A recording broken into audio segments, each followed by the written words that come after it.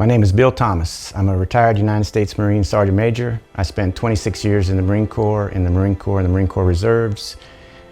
I haven't sat down for 15 years. I have panic attacks. The smallest things affect me, and I have PTSD. There's many things that go along with this PTSD that people don't realize is when you have it, you want to hide it because you think something is wrong with you, or that people will think that you're not tough or brave or something, and you keep it inside. And the longer you keep it inside, the worse it gets. And unfortunately, many people want to help, but unless it's coming from someone that's experienced what you have, you really can't feel like they're connected to you and you can't understand. An example is, it's been quite a few years since I've been in combat, and I was running through the woods with my daughter some time back. And during the run, I went out, everything was fine. When I came back, there was a paper bag in the trail I ran in.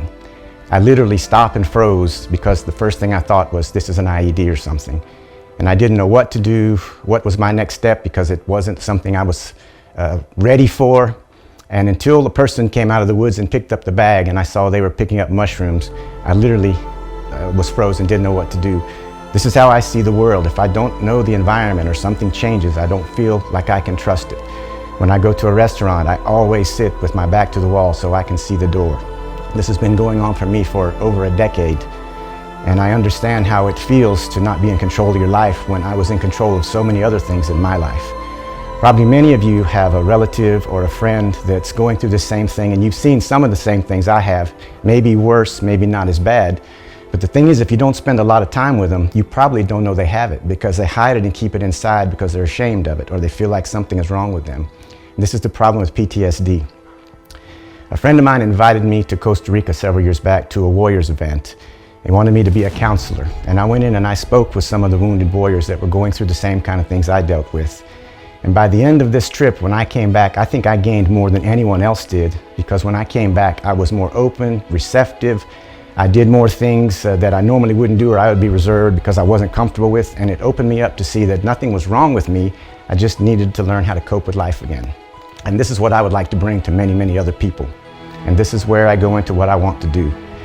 I would like to start a retreat of my own in Costa Rica, that we don't do this thing one time a year, and we try to do as much as we can. I want to do much more. I'd like to get a retreat and dedicate it to doing multiple Wounded Warriors events every year. And during the times we're not doing the Warriors events, veterans that want to come and stay, any veteran from NATO or the US, wherever you're from, that has either an active duty, reserve, or retired valid ID card, you can stay for just the price of what it costs to maintain the facility. And we want to make this basically a veteran-friendly thing that they can always turn to.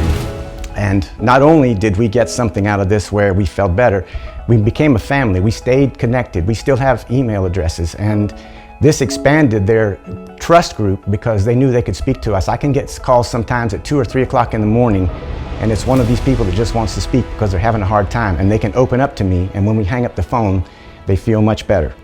And this is what we want to do, and we want to reach many, many more people than once a year. So this is basically what we want to achieve with doing this resort.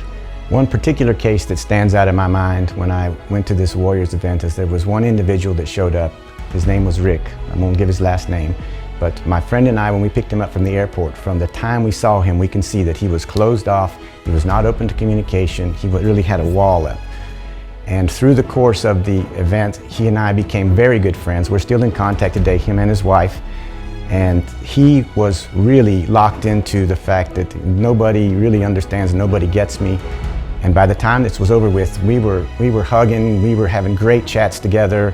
And this made me realize that this is probably how some people saw me.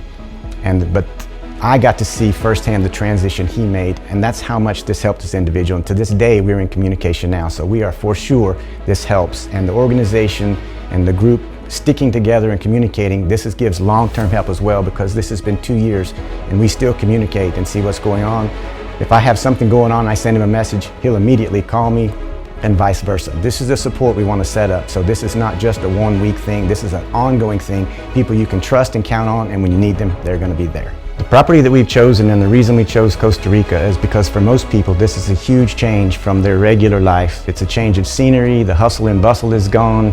They can go and literally escape from the world and the things that are keeping them locked in. We found a place that already caters to people with special needs, just a different type, and it's already a resort. It'll require minimum work, minimum upgrades and changes so that it's handicap capable, because it's set up with cabins instead of a multi-level hotel, which is not useful for us for people that are having minor handicaps. So this property has a beautiful beach view. When you come outside, you're on the water. There's many events that we'll do during these events. There's horseback riding, there's all sorts of different things that go along with it. It just depends on the abilities of the people that are there. What I need from you is I need 30,000 people to donate $100 to get this thing up and rolling. And the sooner we can do it, the better, especially with the debacle, the Afghanistan withdrawal, and things are going on in the Ukraine. More and more people are going to need help dealing with PTSD. Even if it's not something new, it brings back the trauma from the past when things like this happen and you think that the things you worked for and risked your life for were thrown away. So this is the best time to get this started. The sooner you can help us, the better. Thank you very much. If you can give more, please do. The sooner we can reach our goal, the sooner we can start the healing.